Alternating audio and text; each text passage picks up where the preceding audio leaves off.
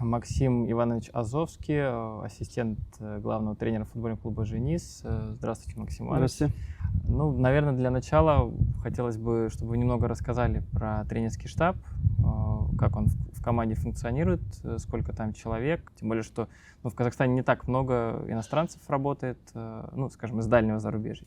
Как у вас строится работа? Ну, у нас тренерский штаб, главный тренер, 2 ассистента у него, я и Пиралы, Алиев, и тренер по вратарям. Вот наш весь состав.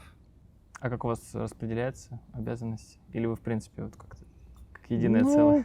Ну, конечно, понятно, что тренер по вратарям, у них чуть-чуть другая работа, он занимается в основном отдельно, они занимаются, и когда нужно в упражнениях принимать участие, вратари принимают, а всю остальную работу, ну, разделяем. В основном на мне лежит разминка, ну, связана, так сказать, с работой фитнес-тренера. Ну и понятно, что по всем другим направлениям мы всегда вместе. У нас Акис Вавалис, он всегда объясняет, что нужно делать на тренировке, какие акценты, что, ну, кто зачем должен следить. И от тренировки к тренировке просто бывает меняются какие-нибудь роли наши. А расскажите про коммуникацию, то, что он все-таки не русскоязычный. Ну, коммуникация, она больше бы зависела, наверное, от языка, потому что он владеет английским, и у нас проблем нету, так как какой-то базовые знания есть и у меня, и у Пиралы. Поэтому в данном случае как бы проблем нету. Есть небольшое количество игроков, которые, наверное, совсем не говорят на английском, не понимают. Но с тем, что каждый раз на тренировках, в принципе, одни и те же слова произносятся, одни и те же требования. Со временем игроки уже даже просто понимают, о чем он говорит, и объяснения. Именно я имею в виду футбольные термины. Расскажите немного вообще про то, как ваш тренерский путь начинался, то есть в какой момент вы решили стать тренером? Я так понимаю, это у вас такой первый серьезный опыт работы? Ну, тренером в каком, наверное, в 17-м году, в 17-м начал тренировать детей. Вот до того момента, когда возродили «Женис». И вот с первого дня, как возродили команду, мы начали работать. Ну, я лично начал работать, и вот по сей день я в «Женисе» работаю помощником. Вы в главной команде, получается, вот ну вот годы, да? Со второй лиги, вот мы начали, вторая лига, потом 2 года были в первой лиге, вот тот сезон провели в премьер-лиге, и вот продолжаем дальше. Ну, получается, сколько уже тренеров на вашем веку прошло? Ну вот изначально брат начинал, с ним работали, потом Ренат Альвиетов был, я с ним поработал. Вот в том году у нас начинал Леван Кургалидзе, и в сезоне пришел Акис. Сильно отличаются вот подходы? Есть, да, отличия есть, конечно. У каждого свои требования тактические, по физическим параметрам тоже упражнения.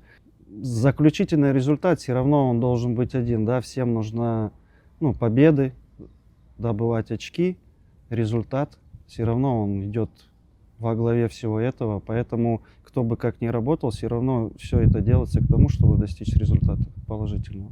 Давайте немного про прошлый сезон. Мне кажется, одно из главных для команды было это выход в финал Кубка Лиги. Вот не могли бы вы рассказать немного изначально, как вы лично к этому турниру относитесь? Потому что я видел некоторый скепсис был у разных команд, потому что дополнительные матчи, там еще эта групповая стадия была. И вот я был на матче, когда в Алмате играли против Кайрата, и как будто бы вот Кайрат был рядом, но все-таки в серии пенальти. Ну, про сам турнир, да, это новый турнир.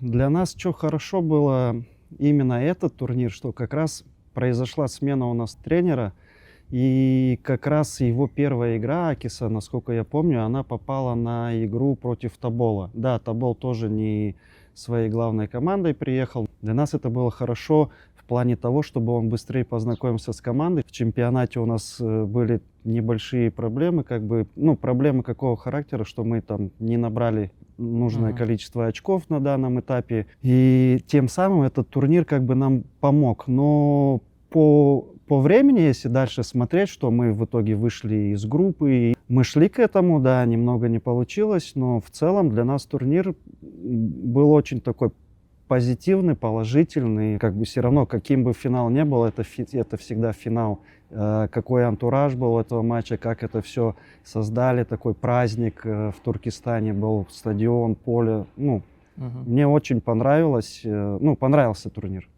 Ну, а насколько расстройство было от поражения, потому что вроде бы не так Я скажу, что было. какое бы поражение не было, тут можешь в Sony PlayStation сыграть игру с другом и проиграть. Да, понятно, что там на кону ничего такого, но проигрывать всегда неприятно, особенно в финале.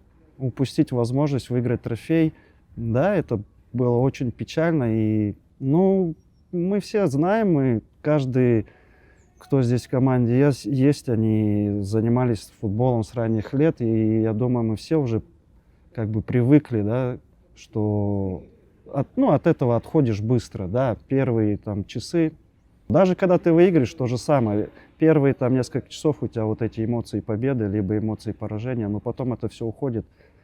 Когда в чемпионате это происходит, у тебя что хорошо, что у тебя есть буквально там неделя, чтобы это все исправить. А тут еще последний матч года. А тут вот только с этим связано. Ну, еще одна тема, которую хотелось бы обсудить.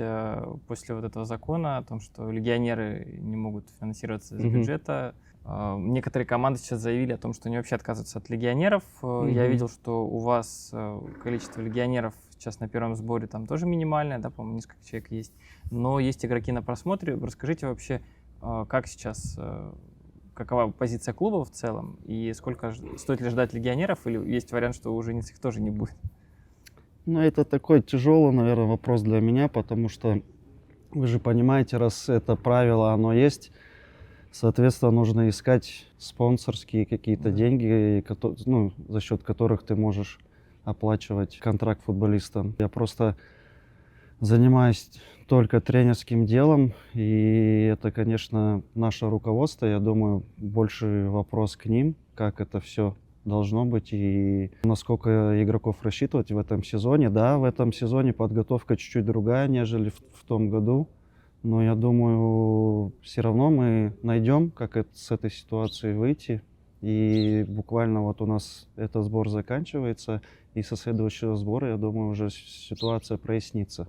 Ну, как вы думаете, вот клубы, которые сейчас заявляют о том, что у них легионеров не будет, скажем, насколько вообще реально конкурентоспособных футболистов именно казахстанских уровня КПЛ набрать вот на профессиональную команду? Ну, это реально, да. Именно вопрос в том, что насколько конкурентоспособным ты будешь. Да. Ну, я думаю, это сложно. Опять же, даже, наверное, если ты захочешь собрать только казахстанских футболистов, соответственно, тоже зарплаты повышаются из-за того, что такое правило, наверное, пошло. Да и в целом у нас многие команды, ведущие игроки, которые уже были, они все на контрактах, поэтому это очень такая работа найти молодых ребят или те ребята, которые играли в первых лигах. Нахождение игрока в команде именно такого, который со временем прибавит и станет лидером команды. Я думаю, в этом плане сейчас есть хорошая работа новая, чтобы находить эти таланты, привлекать свои команды. Не могу не спросить еще, наверное, даже несколько тем. Дастан Сатпаев, это, мне кажется, главная новость вообще января в Казахстане.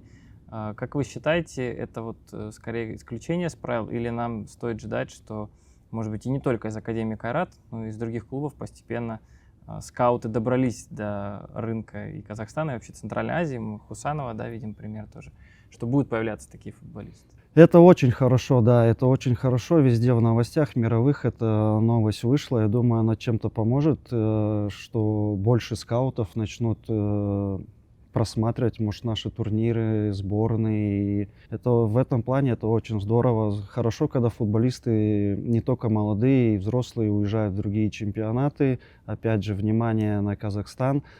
Конечно, все еще будет зависеть от игры сборной, да, как будет сборная играть. Конечно, таланты появляются, их не так много. Мы сами можем знать таких мировых звезд, да, их же не появляется каждый год. Да. Это редкость. Но я бы хотел ему пожелать удачи, чтобы у него все хорошо сложилось, чтобы он заиграл на топ-уровне и тем самым, опять же, поможет тем ребятам, которые еще себя не проявили, чтобы на них обратили внимание. Ну, мы заговорили про таланты. Вот мне интересно, в вашей команде с QJ League, например, есть какие-то пополнения? То есть как часто вы игроков молодых берете, скажем так, подтягиваете к основной? Но у нас в том году у нас команда не участвовала в QG лиге, насколько я знаю. И в течение года мы привлекли ребят со второй команды. Двое у нас тренировались с основной командой на постоянной основе. Играли за вторую команду, где-то участвовали в матчах на замене за основную. И у нас вот Батихан Камарадинов даже вышел на замену в одном матче. Как бы свой резерв, на свой резерв Акис обращает внимание. У нас, кроме этих двух игроков, у нас еще в тренировочном процессе добавлялись по ходу сезона по 2, по 3 игрока. Так что, конечно, для нас самый ближайший резерв — это наш дубль. Я думаю, в этом году также продолжится. У нас на сборах присутствуют ребята с дубля, и сейчас на второй сбор, скорее всего, еще кто-то приедет. Я хотел сейчас спросить по поводу стадиона. Все-таки весь прошлый сезон команда играла в другом городе, и, по сути, каждый матч на выезде. Насколько это было физически для вас сложно? И сейчас, я так понимаю, что еще какое-то время займет строительство собственного стадиона, но все равно возвращение в Астану, наверное, вот будет это плюсом тоже для клуба? Плюс точно будет. Конечно, тяжело, играя в другом городе, хоть он и не так далеко. Караганда, там от Астаны 200 километров приблизительно. Тяжело, что люди так находили бы свободное время ездить, тратить, можно сказать, весь день. Да, мы рассчитываем на наших болельщиков, мы рассчитываем на их поддержку. И да, это был такой сложный сезон.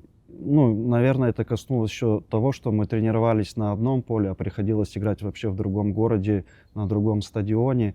Также хочу отметить тех болельщиков, которые все-таки находили время приезжать и болеть за нас.